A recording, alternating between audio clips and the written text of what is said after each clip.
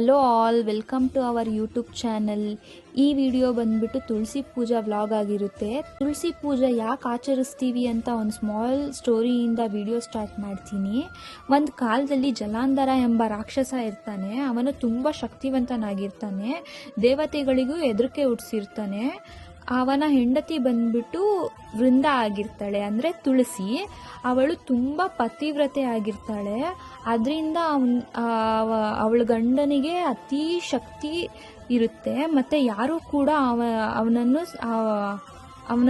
ಕೊಲ್ಲಲು ಸಾಧ್ಯ ಇರಲಿಲ್ಲ.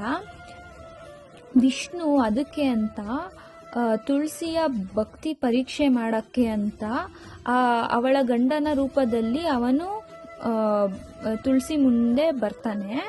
ತುಳಸಿ ವಿಷ್ಣುನೇ ನಿಜವಾದ ಗಂಡ ಎಂದು ಪೂಜೆ ಮಾಡ್ತಾಳೆ. ಆ ಸಮಯದಲ್ಲಿ ಜಲಾಂಧರ ಯುದ್ಧದಲ್ಲಿರ್ತಾನೆ.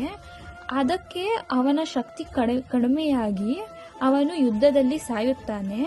ಆಮೇಲೆ ತುಳಸಿಗೆ ಸತ್ಯ ಗೊತ್ತಾಗಿ ಅವಳು ದುಃಖದಿಂದ ವಿಷ್ಣುಗೆ ಶಾಪ ಕೊಡ್ತಾಳೆ, ನೀನು ಕಲ್ಲಾಗು ಅಂತ.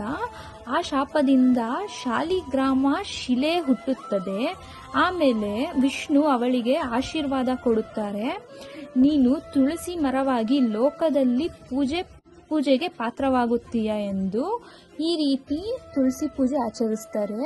ಇದು ನಲ್ಲಿಕಾಯಿ ಮರ ಮತ್ತು ತುಳಸಿನ ಮದುವೆ ಮಾಡ್ತಾರೆ. ಯಾಕಂದರೆ ನಲ್ಲಿಕಾಯಿ ಮರ ಬಂದ್ಬಿಟ್ಟು ವಿಷ್ಣು ಸ್ವರೂಪ ಮತ್ತು ತುಳಸಿ ಗಿಡ ಬಂದ್ಬಿಟ್ಟು ಲಕ್ಷ್ಮೀ ಸ್ವರೂಪ. ಅದರಿಂದ ಮದುವೆ ಮಾಡ್ತಾರೆ ಅದೆರಡಕ್ಕೂ. ಈ ರೀತಿ ತುಳಸಿ ಪೂಜಾ ಹುಟ್ಕೊಳ್ಳುತ್ತೆ. ಇವಾಗ ಕಾಲದಿಂದ ಆಚರಿಸ್ತೀವಿ ಇದನ್ನು.